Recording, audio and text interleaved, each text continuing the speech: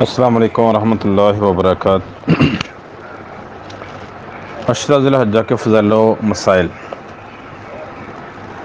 ذی الحجہ کا مہینہ اسلامی تاریخ میں ممتاز اہمیت کا حامل ہے اور بعض خصائص کی وجہ سے اس کی اہمیت دیگر مہینوں سے زیادہ ہے۔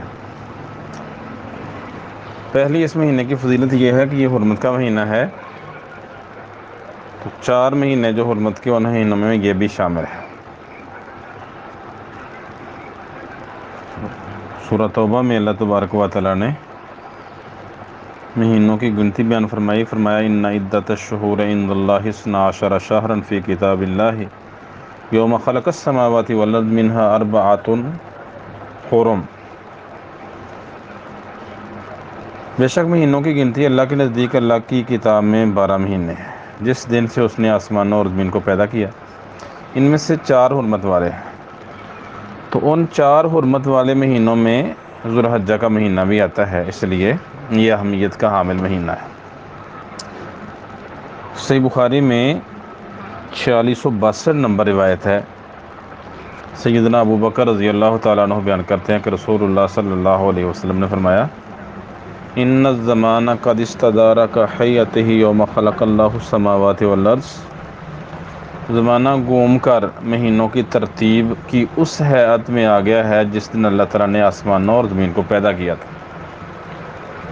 مشرکین عرب جو ہیں یہ مہینوں کو تبدیل کرتے رہا کرتے تھے، کبھی حرمت والا مہینہ آگے لے گئے، کبھی پیچھے لے آئے۔ تو جس سال اللہ کے رسول نے یہ بات بیان فرمائی اس سال وہی عین اس ترتیب پہ آ گیا جس ترتیب پہ اللہ تعالیٰ نے شروع میں اس کی ترتیب ان مہینوں کو ترتیب دیا تھا۔ السنۃ 12 شہرا منها 4 حرم۔ سال 12 مہینے کا ہے جن میں سے 4 مہینے حرمت والے ہیں۔ ثلاث متوالیات 3 مسلسل ہیں، ذوالقعدۃ والذوالحجۃ والمحرم۔ ذوالقعدہ، ذوالحجہ اور محرم یہ تینوں ترتیب سے ہیں۔ ورجب مضر الذی بین جمادہ و شعبان، اور چوتھا مہینہ رجب ہے جو شعبان اور جمادہ اور شعبان کے درمیان آتا ہے۔ تو اس لیے باقی مہینوں کی بھی تعظیم ہے، لیکن ان حرمت والوں مہینوں کی تعظیم دوسرے مہینوں سے زیادہ ہے، تو یہ ذو الحجہ بھی ان تعظیم والے مہینوں میں شامل ہے۔ پھر یہ حج کا مہینہ ہے، اس کو یہ بھی ایک امتیاز حاصل ہے، باقی مہینوں میں حج نہیں ہوتا، حج صرف ذو الحجہ کے مہینہ میں ہوتا ہے۔ پھر 10 ابتدائی دن جو ہیں یہ بڑے اہمیت کے حامل ہیں، ان میں ہر چیز کا اجر و ثواب باقی ایام کی نسبت زیادہ ہے۔ اللہ تبارک و تعالیٰ ان ایام کی فضیلت کے حوالے سے سورہ فجر کی ابتدائی آیات میں ارشاد فرماتے ہیں والفجر ولیال عشر، فجر کی قسم اور 10 راتوں کی قسم۔ تو 10 راتوں سے اکثر مفسرین کے نزدیک یہاں 10 ابتدائی ذو الحجہ کی ابتدائی 10 دن مراد ہیں۔ تو قسم کھانے سے مراد کہ یہ اہم دن ہیں، ان کی قدر کرنی چاہیے، اور اس کی تفصیل، اس کی اہمیت کی صحیح بخاری میں 959 نمبر روایت ہے۔ اس میں عبداللہ بن عباس رضی اللہ تعالیٰ عنہ بیان کرتے ہیں کہ نبی صلی اللہ علیہ وسلم نے فرمایا مل عمل فی ایام العشر افضل منها فی هذه، ذو الحجہ کے 10 دنوں سے افضل کوئی عمل نہیں، باقی سال کے دنوں کے اعمال ایک طرف اور ان دنوں کے اعمال کے برابر کوئی عمل نہیں، مطلب ان دنوں کے اعمال کا اجر و ثواب زیادہ ہے، یہ افضل ایام ہیں سال کے باقی دنوں سے۔ قالوا ولا الجہاد فی سبیل اللہ، صحابہ کرام نے پوچھا اللہ کے رسول جہاد فی سبیل اللہ بھی نہیں؟ عام دنوں کا جہاد اور ان دنوں کے جہاد میں بھی فرق ہے، ان دنوں کے جہاد افضل ہے باقی دنوں کے جہاد سے۔ آپ نے فرمایا ولا الجہاد، جہاد باقی دنوں کا جہاد ان دنوں کے جہاد کے برابر نہیں ہے، سوائے ایک شخص کے اس کا عمل سال کے کسی بھی دن میں کیے جائے اس کو اجر و ثواب پورا ہی ملتا ہے، اس میں کمی بیشی نہیں ہوتی۔ الا رجل خرج یخاطر بنفسہ ومالہ فلم یرجع بشیء، ہاں ایسا آدمی ایک ہے جو اپنی جان اور مال کو خطرے میں، جس نے اپنی جان اور مال کو خطرے میں ڈالا، نکلا جہاد کے لیے، پھر کچھ بھی ساتھ لے کر نہیں پلٹا۔ تو اس اوصاف کا حامل شخص وہ سال کے کسی مہینے میں بھی جہاد پہ جائے، اپنا مال اور جان لے کے، اور دونوں چیزیں اللہ کے راستے میں قربان کر دے، اس کے اجر میں کوئی فرق نہیں۔ باقی لوگوں کے اجر میں فرق ہوگا کہ عشرہ ذی الحجہ کے ایام میں اجر و ثواب زیادہ ملتا ہے اور باقی ایام میں ان کی نسبت کم اجر و ثواب ہے۔ تو اس حدیث سے فائدہ یہ ہے کہ اس سے یہ معلوم ہوا کہ عشرہ ذی الحجہ میں کیے گئے اعمال کا ثواب دیگر دنوں کے اعمال سے زیادہ ہے، لہٰذا ان ایام عبادات، نوافل، نفلی روزوں اور اذکار کا اہتمام کرنا چاہیے۔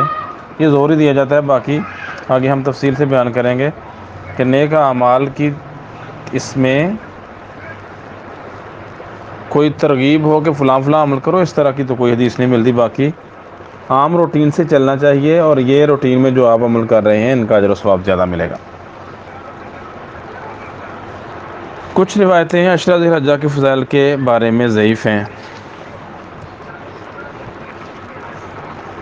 ان کی ہم تفصیل بیان کر دیتے ہیں، اور ہمارے ہاں مبلغ واعظین اپنے ان ایام کے خطبات میں بڑی شد و مد سے بیان کرتے ہیں، تو ضعیف موضوع من گھڑت روایات بیان کرنے سے اجتناب کرنا چاہیے، کیونکہ یہ بہت بڑے گناہ کا باعث ہے، اور ایسے لوگ جو ہیں بہت بڑے جرم کا ارتکاب کرتے ہیں۔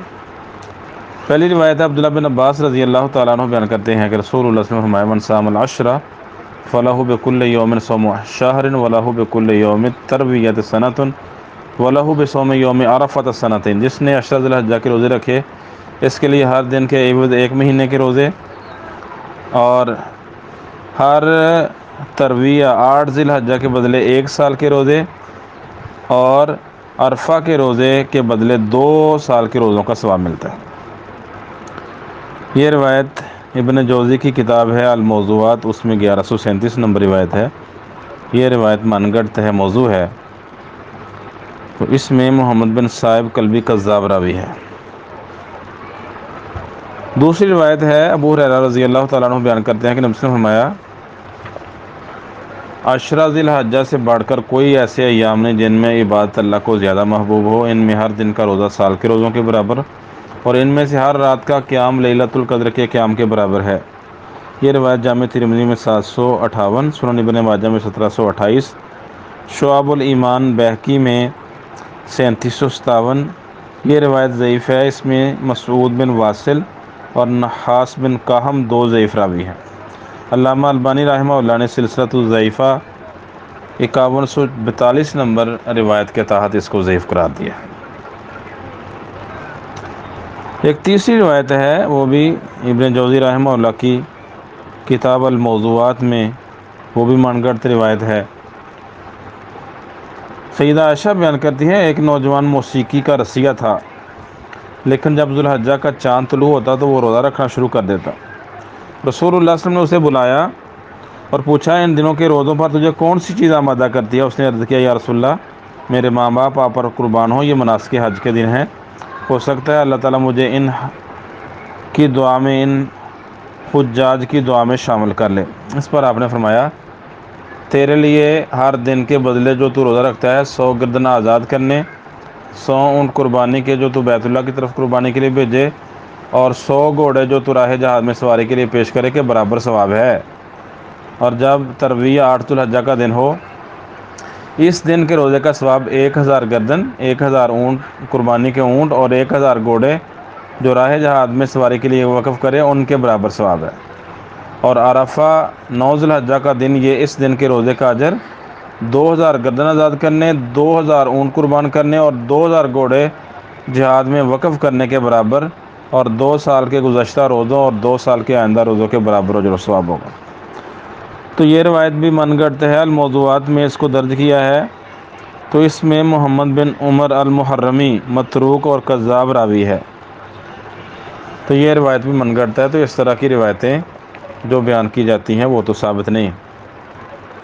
اب اگلا مسئلہ ہے عشرہ ذی الحجہ اور رمضان المبارک کا آخری عشرہ، ان دونوں میں سے کون سا زیادہ فضیلت کا حامل ایام ہیں، ذوالحجہ کے 10 دن یا رمضان کا آخری عشرہ؟ تو اس بارے میں جو صحیح موقف ہے، ابن تیمیہ رحمہ اللہ نے اس کے بارے میں وضاحت بھی کی کہ ذوالحجہ کے دن افضل ہیں سال کے دنوں سے، اور رمضان کے آخری عشرہ کی راتیں باقی سارے سال کی راتوں سے افضل ہیں۔ ابن تیمیہ رحمہ اللہ کا مجموع فتاوی ابن تیمیہ میں 25ویں جلد 287 نمبر صفحہ، اس میں یہ فتویٰ درج ہے۔ پوچھا گیا عشرہ ذی الحجہ اور رمضان کے آخری عشرہ میں سے کون سا عشرہ افضل ہے؟ جواب انہوں نے دیا ذوالحجہ کے ابتدائی 10 دن رمضان کے آخری 10 دنوں سے افضل ہیں، اور رمضان کے آخری عشرے کی راتیں ذوالحجہ کی 10 راتوں سے افضل ہیں۔ حافظ ابن قیم رحمہ اللہ نے بھی اس میں وضاحت کی کہ یہ دن افضل ہیں اور وہ راتیں افضل ہیں۔ تو اس میں ہمارے ہاں جو روزوں کا بیان کیا جاتا ہے بڑی شد و مد سے کہ رمضان کے یہ عشرہ ذی الحجہ کے روزے رکھنے چاہیے، 9 روزے رکھنے چاہیے، اور اس کے بارے میں ایک روایت پیش کی جاتی ہے سنن ابی داود میں 2437، سنن نسائی میں 2419، اور مسند احمد اور دیگر کتابوں میں سنن بیہقی میں بھی یہ روایت ہے۔ اس میں حنیدہ اپنی بیوی سے بیان کرتے ہیں، وہ بیان کرتی ہیں نبی صلی اللہ علیہ وسلم کی کسی بیوی سے، نبی صلی اللہ علیہ وسلم کی کسی بیوی نے بیان کیا کہ ان النبی صلی اللہ علیہ وسلم کان یصوم 9 ذی الحجۃ و یوم عاشوراء و 3 ایام من کل شہر اول 2 من الشہر والخمیس۔ بلا شبہ نبی صلی اللہ علیہ وسلم ذوالحجہ کے پہلے 9 دن کا، 10 محرم کا، ہر مہینے 3 دن، اور مہینے کی پہلی سوموار اور جمعرات کا روزہ رکھا کرتے تھے۔ تو اس سے کچھ لوگ کہتے ہیں کہ ذی الحجہ کے پہلے 9 دن جو ہیں ان کے روزوں کا اہتمام کرنا چاہیے۔ تو یہ روایت تو ضعیف ہے، کمزور ہے۔ اس میں حنیدہ بن خالد، حافظ ابن حجر نے لکھا ہوا ہے تقریب التہذیب میں، تقریب میں بھی اور تہذیب میں، کہ یہ صحابی ہے۔ تو یہ صحابی نہیں، اس کے بارے میں صحیح فیصلہ یہ ہے کہ یہ تابعی ہے، صحابی نہیں۔ جامع التحصیل میں علامہ علائی بیان کرتے ہیں کہ یہ صحابی نہیں بلکہ تابعی ہے، اور معجم الصحابہ ابو نعیم کی ہے، اس میں بھی کہا کہ اس کے صحابی ہونے میں اختلاف ہے، تو یہ صحابی نہیں ہے، تابعی ہے، اور اس کی کسی محدث نے توثیق بھی نہیں کی، اس لیے یہ مجہول قرار پاتے ہیں۔ دوسری ان کی بیوی حافظ ابن حجر رحمہ اللہ نے ان کو بھی صحابیہ کہہ دیا بغیر کسی ثبوت کے، کسی دلیل کے، تو یہ بھی صحابیہ نہیں ہے۔ السنن الکبریٰ کے محقق ہیں اسلام منصور عبدالحمید، یہ دارالحدیث قاہرہ کی چھپی ہوئی کتاب ہے، اس میں 8393 نمبر حدیث کے تحت اس روایت کو ان کے محقق نے ضعیف قرار دیا، اور یہ 2 علتیں بیان کی ہیں کہ حنیدہ بن خالد جو ہیں یہ صحابی نہیں ہیں بلکہ یہ مجہول راوی ہیں، اور ان کی بیوی جو ہے وہ صحابیہ نہیں ہے۔ کہتے ہیں حافظ ابن حجر کے علاوہ کسی نے اس کو صحابیہ کہا ہی نہیں، بلکہ اس کے حالات ہی معلوم نہیں ہوتے، تو یہ تابعیہ ہیں، مجہولۃ الحال ہیں۔ اور شعیب ارناؤد وغیرہ نے انہوں نے مسند احمد کی تحقیق میں اور سنن نبی داود کی تحقیق میں اس روایت کو اضطراب کی وجہ سے ضعیف قرار دیا ہے۔ تو یہ روایتی ثابت نہیں، اس لیے ذوالحجہ کے شروع ایام کے 9 روزے ثابت نہیں، اللہ کے رسول کا معمول نہیں تھا، بلکہ صحیح مسلم میں روایت ہے، حدیث نمبر 1176، سیدہ عائشہ رضی اللہ تعالیٰ عنہ بیان کرتی ہیں، ما رأیت رسول اللہ صلی اللہ علیہ وسلم صائما فی العشر قط، تو میں نے رسول اللہ صلی اللہ علیہ وسلم کو ذوالحجہ کے 10 دنوں میں کبھی بھی روزے کی حالت میں نہیں دیکھا۔ تو بیوی کو سے زیادہ کس کو معلومات ہوتی ہیں؟ پھر 1 دن کا مسئلہ نہیں، 9-10 دن کا مسئلہ ہے، 9 دن کا مسئلہ ہے۔ تو اس لیے اس حدیث سے تو یہی ثابت ہوتا ہے کہ رسول اللہ صلی اللہ علیہ وسلم سے 9 ذی الحجہ کے روزے ثابت نہیں۔ عرفہ کا روزہ جو ہے وہ اللہ کے رسول نے اس کی ترغیب دی ہے۔ صحیح مسلم میں روایت ہے 1156، سنن نبی داود میں 2420، جامع ترمذی میں 749 نمبر روایت ہے۔ سیدنا قتادہ رضی اللہ تعالیٰ عنہ بیان کرتے ہیں کہ نبی صلی اللہ علیہ وسلم نے فرمایا سیام یوم عرفہ احتسب علی اللہ ان یکفر السنۃ التی قبلہ والسنۃ التی بعدہ، میں اللہ سے امید کرتا ہوں کہ عرفہ کے دن کا روزہ 2 سال 1 سال گزشتہ اور ایک آئندہ سال کے گناہوں کا کفارہ ہے۔ تو یہ ترغیب ہے نیام میں کہ عرفہ 9 تاریخ کا روزہ رکھا جائے۔ پھر یہ روزہ کس دن کا رکھنا ہے، یہ آئندہ کسی ہم لیکچر یا درس میں اس کی وضاحت کر دیں گے۔ السلام علیکم ورحمۃ اللہ وبرکاتہ۔ بہترین صدقہ جاریہ حاصل کرنے کے لیے اس ویڈیو کو لائک، کمنٹ اور شیئر کرنا مت بھولیں۔